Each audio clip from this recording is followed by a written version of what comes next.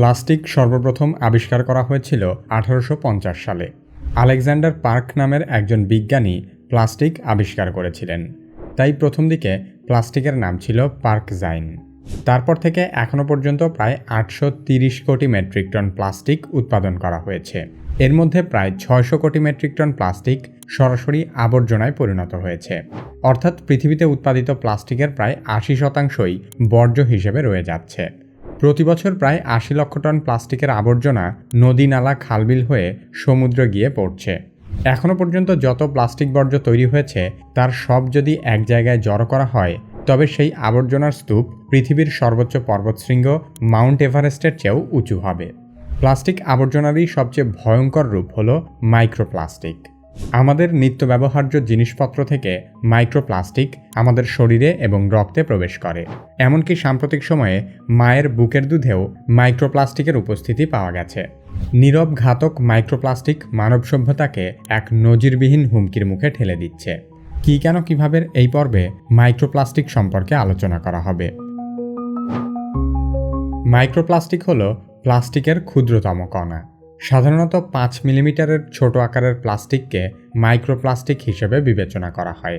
অর্থাৎ 1 ইঞ্চির প্রায় 5 ভাগ ছোট আকৃতির প্লাস্টিক কণাকে মাইক্রোপ্লাস্টিক বলা হয়।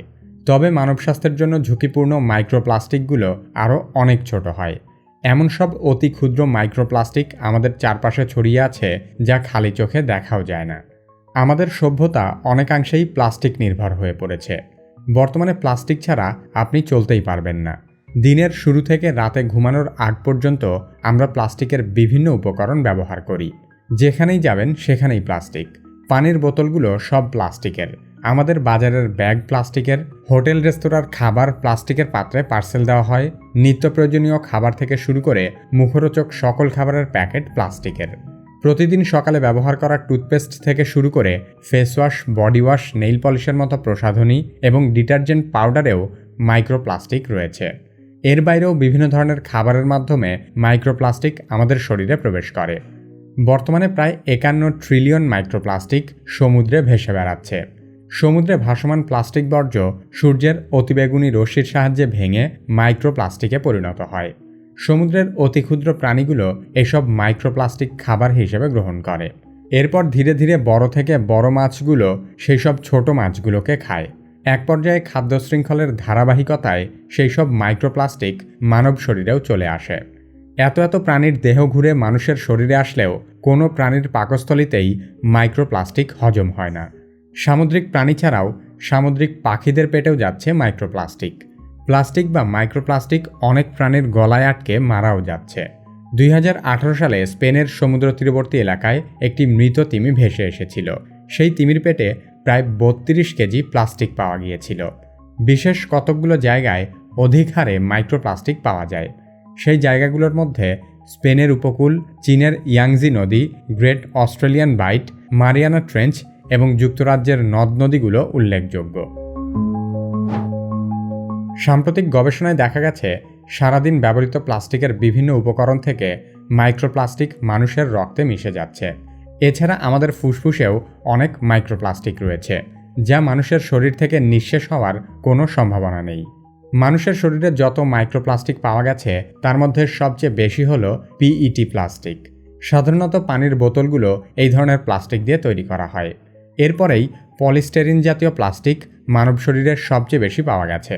সাধারণত খাদ্যপণ্য এবং অন্যান্য নিত্য প্রয়োজনীয় সামগ্রী প্যাকেজিং করতে এ ধরনের প্লাস্টিক ব্যবহৃত হয়। এবং মানব রক্তে পাওয়া অন্যতম আরেক ধরনের প্লাস্টিক হলো পলিথিন। এই উপাদান আমরা সবাই চিনি। পলিথিন দিয়ে প্লাস্টিকের ব্যাগ বানানো হয়। বিভিন্ন ধরনের প্লাস্টিক এমন সব রাসায়নিক নিঃসরণ করে যার অ্যাস্ট্রোজেনিক অ্যাক্টিভিটি আছে। অতি ক্ষুদ্র প্লাস্টিক কণা মানব শরীরে প্রবেশ করে অ্যাস্ট্রোজেন হরমোনের মতো কাজ করতে শুরু করে। এই বিষয়টি অ্যাস্ট্রোজেনিক অ্যাক্টিভিটি হিসেবে পরিচিত।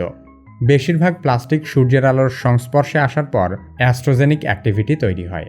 আমেরিকার 92% বেশি মানুষের শরীরে এই ধরনের ক্ষতিকারক লক্ষণ দেখা গেছে। 11 বছরের কম বয়সী শিশুদের দেহে এই ক্ষতির মাত্রা প্রায় দ্বিগুণ। এছাড়া মানবদেহে থাকা মাইক্রোপ্লাস্টিকের উপর বিভিন্ন ক্ষতিকর অণুজীব বাসা বাঁধার সুযোগ পায়। মাইক্রোপ্লাস্টিক আমাদের শরীরে থাকা হরমোনের নানা ধরনের সমস্যা সৃষ্টি করে। এছাড়া মাইক্রোপ্লাস্টিক ক্যান্সারের ঝুঁকি বহুগুণ বাড়িয়ে দেয়। মাইক্রোপ্লাস্টিক দূষণ একেবারেই নতুন একটি বিষয়, তাই এ বিষয়ে পর্যাপ্ত গবেষণা এখনও হয়নি। সে কারণে এই ক্ষতিকর উপাদান মানব শরীরের জন্য কী ধরনের হুমকি নিয়ে আসতে পারে তার সঠিক ধারণা করা মুশকিল। তবে প্লাস্টিক প্রাকৃতিক পরিবেশের ভারসাম্য নষ্ট করে যে ভয়াবহ বিপর্যয় সৃষ্টি করেছে তা থেকেই বোঝা যায় এই উপাদান মানব শরীরে কেমন ক্ষতি করতে পারে। মাইক্রোপ্লাস্টিক নিয়ে জাহাঙ্গীরনগর বিশ্ববিদ্যালয়ের পরিবেশ বিজ্ঞান বিভাগের 2 দল গবেষক বেশ কিছু গবেষণা করেছেন। বাংলাদেশের খাবার লবণ এবং চিনি নিয়ে পৃথক 2টি গবেষণা উল্লেখযোগ্য। দেশের নামকরা 10টি ব্র্যান্ডের লবণসহ স্থানীয় দোকান থেকে খোলা লবণের নমুনা সংগ্রহ করে গবেষণা চালানো হয়। প্যাকেটজাত এবং খোলা উভয় লবণেই আণুবীক্ষণিক প্লাস্টিক রয়েছে। প্রতি কেজি সামুদ্রিক লবণে 390 থেকে 7400 আণুবীক্ষণিক প্লাস্টিক পাওয়া গেছে। এই আণুবীক্ষণিক প্লাস্টিকের মাত্রা বিশ্বের অন্যান্য দেশের তুলনায় অনেক বেশি। বঙ্গোপসাগর থেকে বাণিজ্যিকভাবে তৈরি করা খাবার লবণে polystyrene, ethylene vinyl acetate, polyethylene, nylon, polyethylene টেরেপথেলেটের মতো প্লাস্টিক উপাদান পাওয়া গেছে। আরেকটি গবেষণায় বিভিন্ন ব্র্যান্ডের চিনি ও টি ব্যাগে আশঙ্কাজনক মাত্রায় ক্ষতিকর মাইক্রোপ্লাস্টিকের উপস্থিতি পাওয়া যায়। শুধুমাত্র চিনির মাধ্যমেই প্রতিবছর বাংলাদেশের মানুষের শরীরে গড়ে 10 টনেরও বেশি মাইক্রোপ্লাস্টিকের কণা প্রবেশ করতে পারে। এছাড়া 5টি ব্র্যান্ডের টি ব্যাগের উপর পরিচালিত গবেষণায় দেখা যায় polytetrafluoroethylene, high density polyethylene, polycarbonate, polyvinyl chloride, nylon, ethylene vinyl acetate, cellulose acetate এবং এবিএসের মতো প্লাস্টিক কণা রয়েছে। শুধুমাত্র 3টি ভোগ্যপণ্যেই এই অবস্থা। বাজারের সকল খাদ্যপণ্য নিয়ে গবেষণা করলে কেমন ভয়াবহ চিত্র উঠে আসবে তা সহজেই অনুমেয়।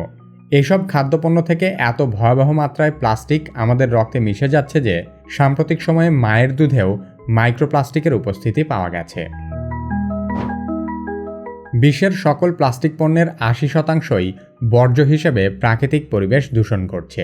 এছাড়া 12% প্লাস্টিক পুড়িয়ে ফেলা হয়, সেটিও পরিবেশের জন্য ক্ষতিকর, এবং বাকি মাত্র 8% প্লাস্টিক পণ্য রিসাইকেল করা হয়।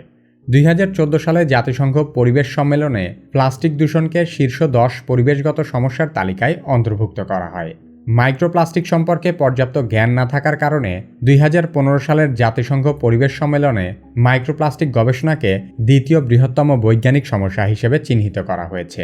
যেহেতু প্লাস্টিক ছাড়া আমাদের চলেই না, তাই বিশেষজ্ঞদের পরামর্শ হলো এমন উন্নত ধরনের প্লাস্টিক উৎপাদন করতে হবে যা থেকে মাইক্রোপ্লাস্টিক দূষণ কম হয়। এছাড়া প্লাস্টিক পণ্যের রিসাইকেলিংয়ের উপর জোর দিতে হবে।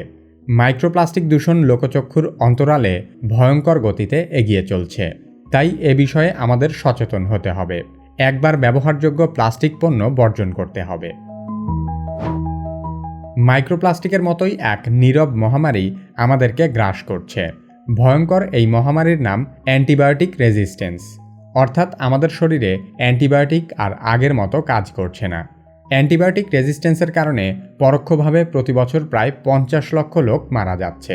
অ্যান্টিবায়োটিক রেজিস্ট্যান্স কী এবং এই বিষয়টি কিভাবে আমাদের এক নীরব মহামারীর দিকে নিয়ে যাচ্ছে সে সম্পর্কে জানতে চাইলে কি কেন কিভাবের এই ভিডিওটি দেখতে পারেন।